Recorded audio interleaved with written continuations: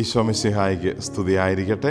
വിശുദ്ധ മർക്കോസ് അറിയിച്ച സുവിശേഷം 12-ാം അധ്യായം 24-ാം വാക്യം. ഈശോ പറഞ്ഞു, വിശുദ്ധ ലിഖിതങ്ങളോ ദൈവത്തിൻ്റെ ശക്തിയോ അറിയാത്തതുകൊണ്ടല്ലേ നിങ്ങൾക്ക് തെറ്റുപറ്റുന്നത്. വിശുദ്ധ ലിഖിതങ്ങൾ, തിരുവചനങ്ങൾ, ഒപ്പം ദൈവത്തിൻ്റെ ശക്തിയും കൂടുതലായി അറിയാൻ ശ്രമിക്കുന്ന സമയമാകട്ടെ നമുക്ക് ഈ നോമ്പുകാലം. തിരുവചനങ്ങളിൽ ഈശോ സംസാരിച്ചിരിക്കുന്നതിനെ കൂടുതലായി നമുക്ക് ഈ നോമ്പുകാലങ്ങളിൽ ധ്യാനിക്കാം.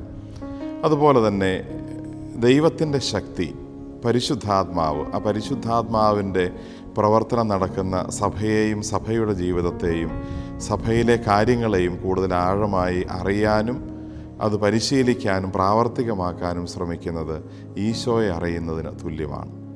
വിശുദ്ധ ലിഖിതങ്ങൾ അറിയുന്നതും സഭയുടെ ആത്മാവിനെ തൊട്ട് അടുത്തറിയുന്നതും ഈശോയെ അറിയുന്നതിന് തുല്യമാണ്.